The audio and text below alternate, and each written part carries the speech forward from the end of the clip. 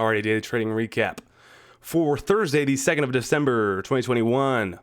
Again, nice little day out there. I took a heck of a lot more time to sleep in this morning, just off of yesterday, feeling a huge old sick bug. So kind of wrote it in today this morning, but was up in time for a little bit of time left to spare before market open. So still was able to watch a lot. Told myself, even though I'm still in this paper trading mode, even still not playing around with real cash at the moment, just even at that, I was kind of practicing going through the motions of, okay, if I was trading a real account, I knew I did not have a lot of preparation coming into today too, so I was definitely taking it slow and just doing a lot more watching and learning than trying to play in anything today. But even through all that, really not a lot, not the most awesome day, I would say, for a lot of opportunities. SPY a little reclaim day, 1.5% back in the green after the harder red day yesterday. So we're putting in some nice volume here in these past few trading days, which is good to see at the start of this month of December, the start of the winter trading season.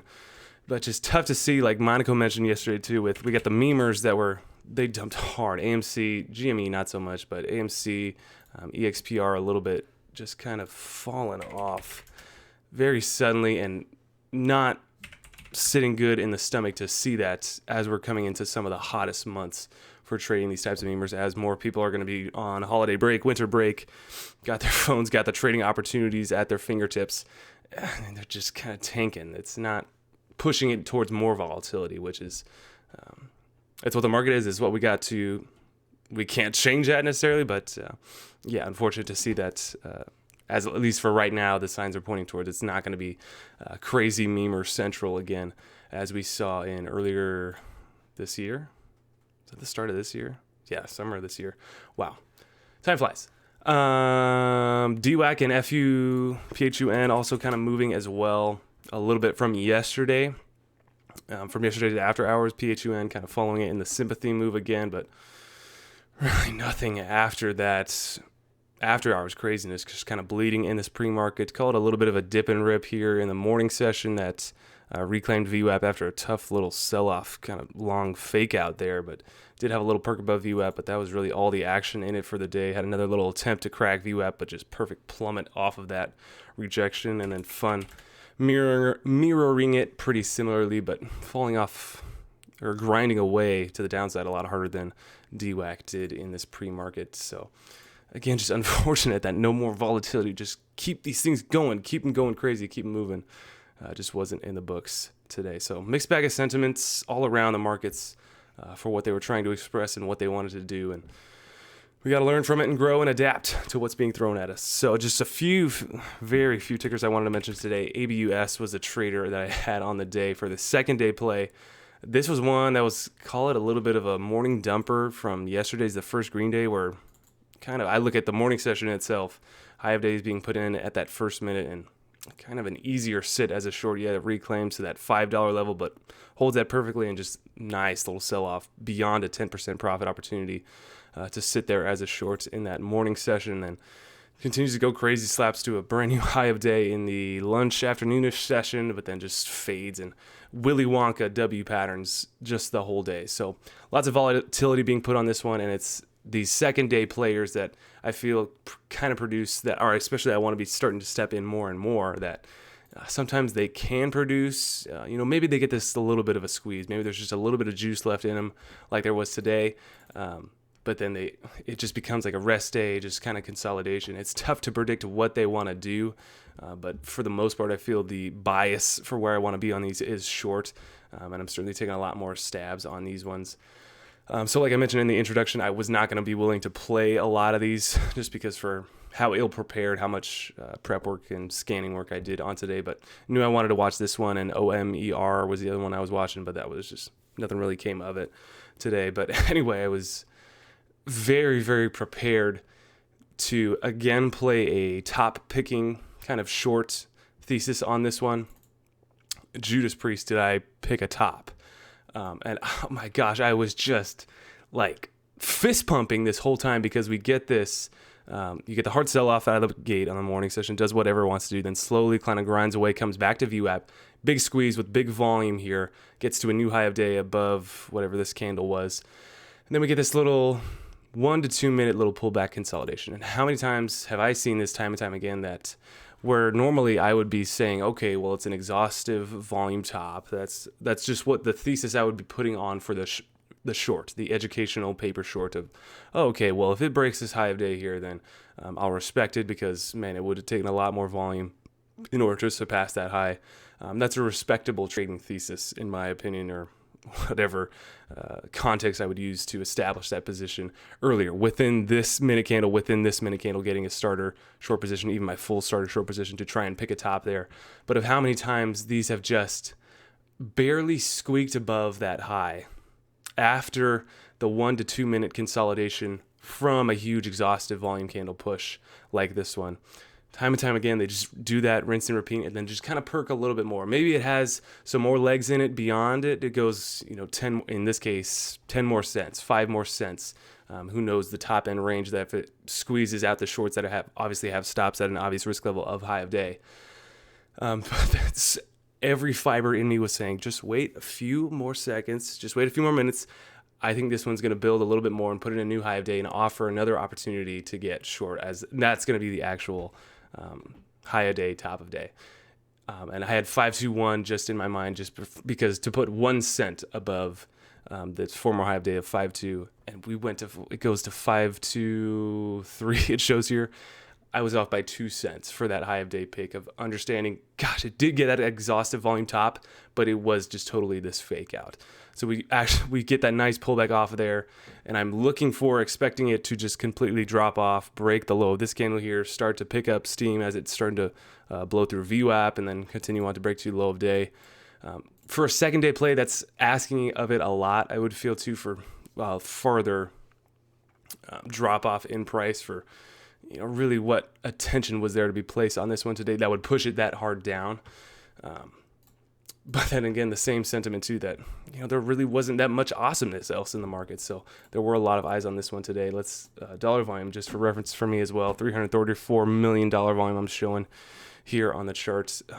So it's kind of not breaking this low here, and it's still kind of climbing back, puts in off a very low volume on this candle, starts to reclaim back above 515 here, getting very, very wicky, and I was very tempted to press the button to get out here within this candle, because how many times have these, when they just start to linger around that high of day, that's just before you know it, they are immediately blown past you, and you're forced to take that slippage as it's just speeding past your obvious risk level of high of day. It's continuing to press in there within these 2 minutes here, and even in this 3rd-minute candle, that it's just holding just under that high of day. And especially being so scarred when I was starting in that 2020 market, that's the sign, if it's hovering and lingering at that point, the more time it draws out, the more bullish it becomes, not bearish in this case too. So just learning from those experiences, and for how it was just continuing to press at those levels, I said, okay, this was a paper trade totally, but I know even if I was in this one long, I just it was not looking the most probable for this thing to continue dropping as I thought my thesis would be from the entry. So cut it there, and sure enough, that was pretty much near a top tick.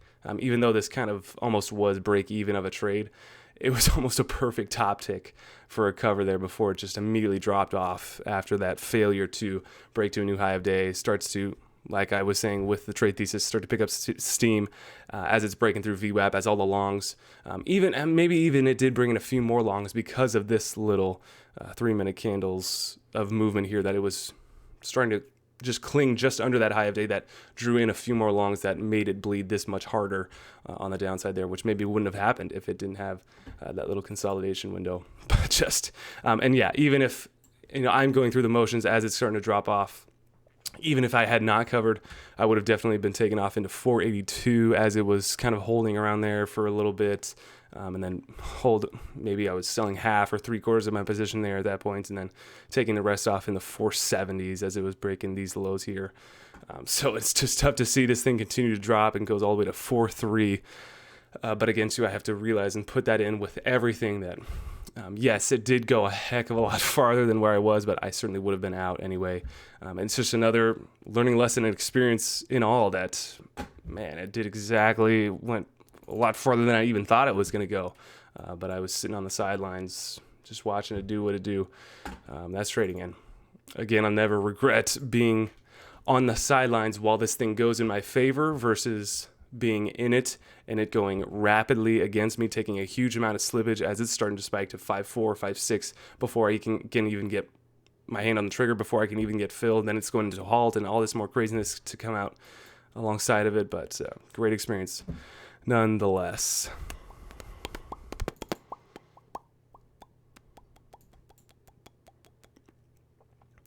I think that's all I wanted to mention on that one. It's also short sale restricted going into tomorrow, so maybe it has a little bit more consolidation. It's holding. We got this $4 key psychological level to be conscious of too as well. So, and a little bit higher of a float. So, but in this type of market, could happen. BFRI last one. I just want to mention it was a kind of call it a first screen day, but with a news catalyst of something for they got a patent from the patent office. So spiking in pre off of that news, and potentially looking at the potential shorts who would have gotten caught in this one for the artificial acceleration of buying on this. Would it have been off of this kind of crappy news that more shorts would have been locking in? But it doesn't really seem like the volume is there. You could call it within this morning session that there were a heck of a lot more shorts jumping in on this one to continue to play this downside move. You can certainly see that on the volume scale there. I'm trying to compare it to if this was continual shorts that were still holding this from previous red days, that whether they're holding from any of these 2-3 trading days, would this be a move that would consider a squeezing of those shorts, a covering? Certainly past, if they were still holding this short from the past beyond yesterday, it's not like a crazy just squeeze you mode that you've still got some amount of room here, especially if you're holding it short from Monday, which would be, from where this volume would be saying, there would be a lot more potential shorts locked in from this point too, which wouldn't put so much pressure on them, even though it did get pretty relatively crazy there. Throwing a lot of words at this one. I'm just trying to make sense of it, but we do get a huge gap up, and mentioning yesterday off of CNTX as well too for that gap up it had midday, relating it off the back of PTPI. Just looking at these after post halts, what type of action can we expect, or what does the market sentiment say as of right now for what these halts are producing, upward halts as a long to potentially trade them or try and get out everything we can into that halt, hold on to half into that halt and play for the gap up after that, or just hold absolutely nothing, let the gap go up because we know it's going to go more. So this one was a longer halt. We got 9:36 and 9:51, whatever math that is for time, but longer than 5 minutes that one was. I think it was potentially off of that news as well. Held that halt a little bit longer, so bigger gap up and maybe a little bit more play after that halt that was intriguing this one, but then just kind of Willy Wonka'd again, W'd around here. Pick your poison volatility for whatever range and wedge you're trying to trade there, and then just kind of slowly fades back into the close there.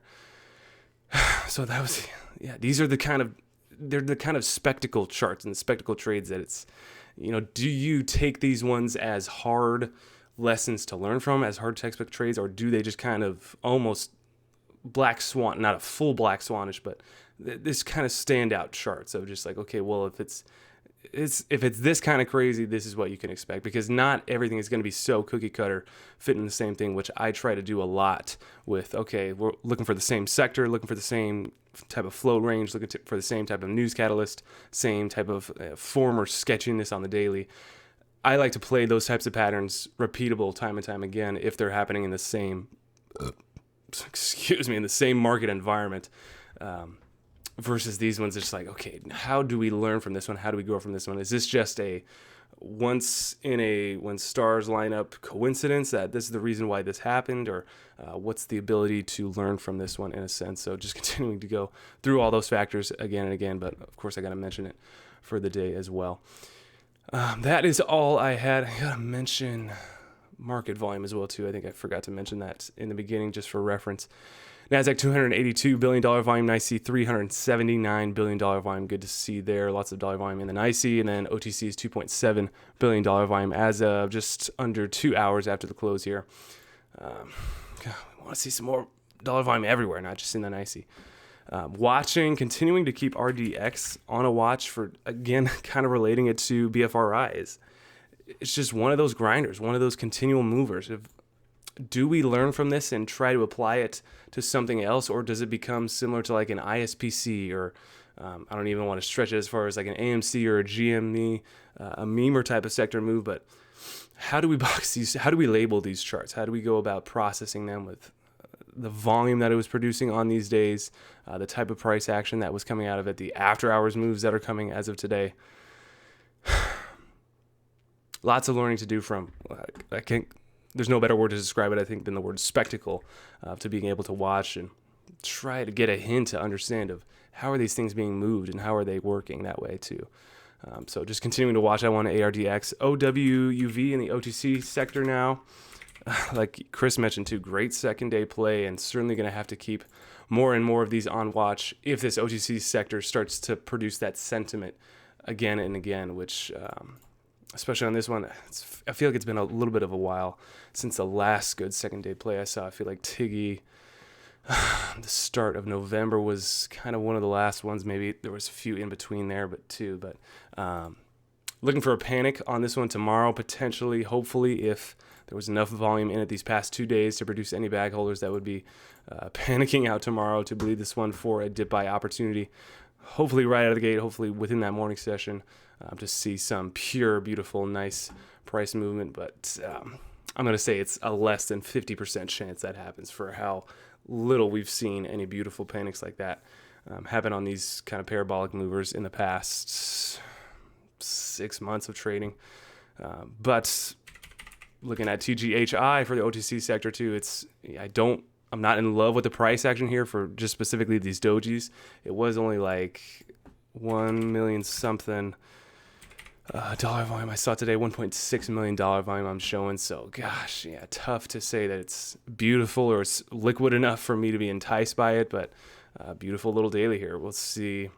Looking back on the 27th of, what would that be? May, June, August? 27th of August. I'm looking at this day here, what it did on that second day. Is that not it? March, April, May, June, July, August,